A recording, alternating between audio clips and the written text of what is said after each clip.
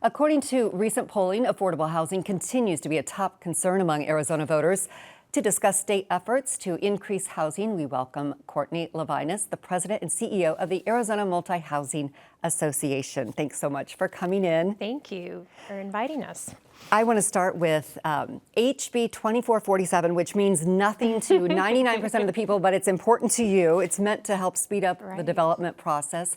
How does that work? Because the governor signed it, right? Yes. So for Arizona Multi-Housing Association, housing advocacy has been so critical for us, especially over the last few years. As you mentioned, housing affordability has become a top issue amongst all voters throughout the state. So House Bill 2447, that's sponsored by Representative Michael Carbone, just seeks to expedite that planning, entitlement, and zoning process by making portions of that process an administrative responsibility. So in other words, city staff can handle site plan reviews, final site plans, plats. Will reduce public hearings for things like cutting red design, tape is sort of, right? Cutting red tape, even if it's a couple weeks or a month or two, every little bit counts, and it helps make housing more affordable.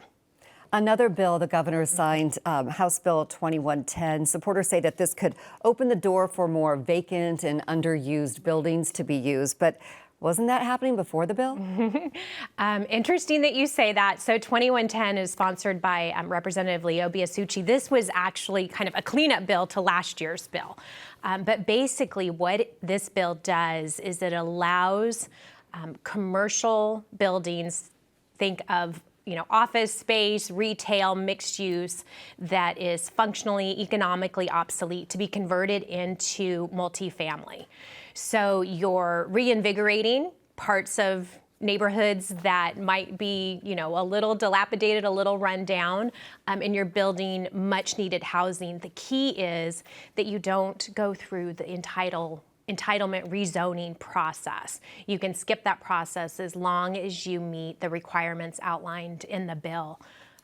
One of the other great provisions about what we did in Arizona that's been a little bit different than adaptive reuse in other states is that you don't have to keep the existing building. So you can demolish all or a portion of the building, you can keep the existing building, whatever works best for that housing developer. But how do we know that some of those units, a significant or at least a sizable portion, would help lower income residents? Important question. And this bill, by the way, so it was a bipartisan bill, a great effort with Republicans and Democrats throughout the legislature, and one that we negotiated with the League of Cities and Towns. A key provision in the bill is that you have to set aside at least 10% of the units for affordable and moderate income housing. So anybody between 80 and 120% of area median income. Another bill failed. It was referred to as the Starter Homes Act. What happened? So ours, and this wasn't a bill that Arizona Multi-Housing Association weighed in on or got actively involved in because it's more directed towards single-family homes. Okay. But I will say probably, the key provision is we're in divided government right now. So it's really important to negotiate and talk with Republicans and Democrats and the League of Cities and Towns, which we did in our case, to make sure that you are meeting the needs of the various stakeholders so that it can make it through the process and be signed. Correct me, please, if I'm wrong, but I think in limbo is still the low-income housing tax credits, correct? Yes. That was started under Governor Ducey. It's going to run out unless state lawmakers and Governor Hobbs can come to an agreement. So why is it in limbo? Critical issue for affordable housing in Arizona, and that, along with the continuation of the Department of Housing, is being negotiated at this juncture through the budget process, which we're down to our less than 30 days to get our budget done, but it's critically important. It would just be awful if Arizona does not continue the low-income housing tax credit program and the Department of Housing. That is a a critical issue for Arizona Multi-Housing Association and all the housing advocates. Because some people would say, well, there are already federal tax credits if you're going to build for lower income residents. And this is sort of a bonus on top of that, right? Right.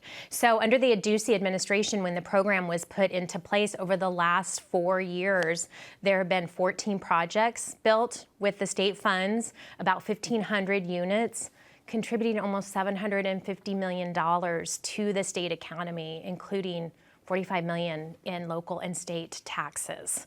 So it's a program that ultimately pays for itself. It's kind of a no-brainer because the economic benefit, in addition to the housing, makes the program so successful. Well, as you mentioned, we're coming down to the wire with the budget, so we will have a decision on that Very very soon. soon. Okay. Courtney Levinas, thank you so much. Thank for coming in. you. Appreciate the time.